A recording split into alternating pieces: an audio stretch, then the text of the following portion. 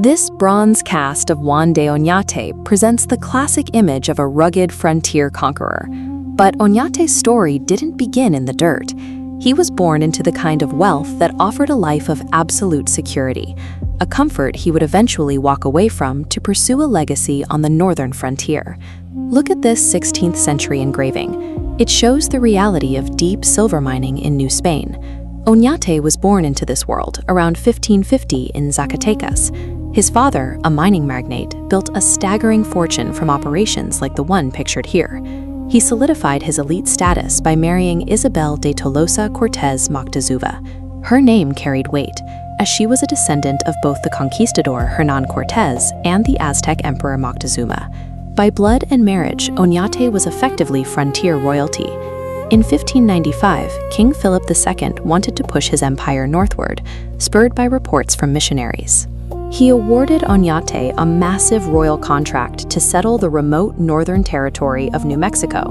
Oñate funded the expedition himself, using a fortune built over generations to wager on his own historical legacy.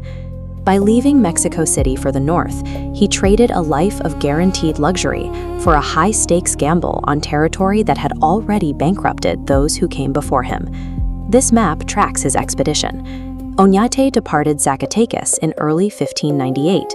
Following the bold colonizing line upward, his massive caravan pushed north, fording the Rio Grande at El Paso del Norte, then surviving a punishing waterless desert trek across the lethal Jornada del Muerto.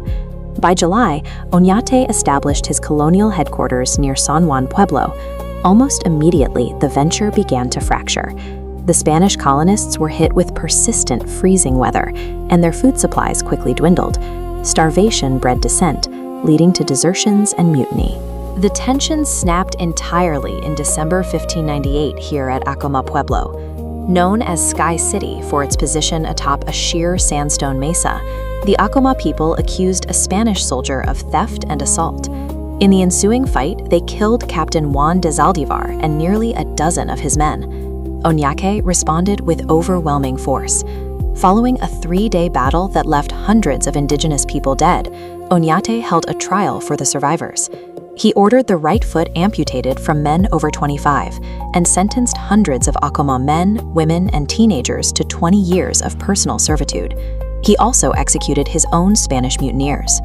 Oñate was ruling an isolated colony constantly on the brink of total collapse, and he chose to maintain his authority through absolute violent severity. Realizing the local settlement was failing to produce the easy wealth his investors demanded, Oñate pivoted. To secure funds and save his failing colony, he turned to relentless outward exploration. Looking back at the map, you can see his new strategy in the dotted lines heading east across the Texas Panhandle. In 1601, he followed the Canadian River toward the Great Plains, searching for the fabled wealth of Quivira. They didn't find cities of gold. Instead, they encountered the massive herds of bison that dominated the Great Plains. It was a critical resource for the indigenous groups of the region, though useless for Oñate's immediate financial debts. Frustrated in the east, Oñate's parties probed west into present-day Arizona. They marched as far as the San Francisco Mountains, where they finally found silver ore and staked a claim. He then launched his final major expedition. Starting from the Zuni villages, Oñate's party trekked all the way down the lower Colorado River until they reached the Gulf of California, hoping to find a reliable route to the sea. Financially, the New Mexico colony remained a disaster, bleeding money and losing settlers. Yet, through sheer persistence, Oñate's long-range probes successfully mapped vast stretches of the American Southwest, stretching the known boundaries of the Spanish Empire. But maps couldn't pay the bills. By 1607, facing total financial ruin and a struggling colony, an exhausted Oñate officially resigned as governor. He remained in the territory just long enough to witness the establishment of a new capital, Santa Fe, a lasting settlement that would secure a Spanish footprint in the region. Then the consequences of his ruthlessness caught up with him. Deserters from the colony had brought harrowing stories back to New Spain. In 1613, Oñate was summoned to Mexico City and formally accused of numerous crimes, including the hanging of native people, the execution of mutineers, the extreme punishments at Acoma, and finally, adultery. The Spanish government delivered a severe verdict.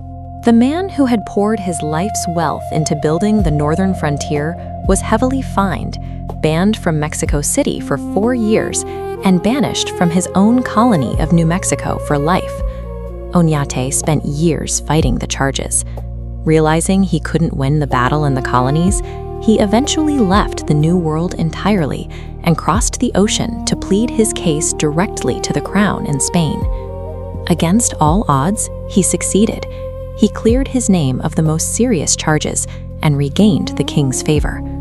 Drawing on his family's deep expertise, the king appointed him to the position of Royal Mining Inspector, a role he held until his death in 1626. Oñate's time on the frontier left his personal reputation in tatters and his fortune gone. Yet, the capital he founded remains, and the routes he recorded through Arizona and the Great Plains became the geographic blueprint for the Spanish presence in the Southwest for centuries to follow.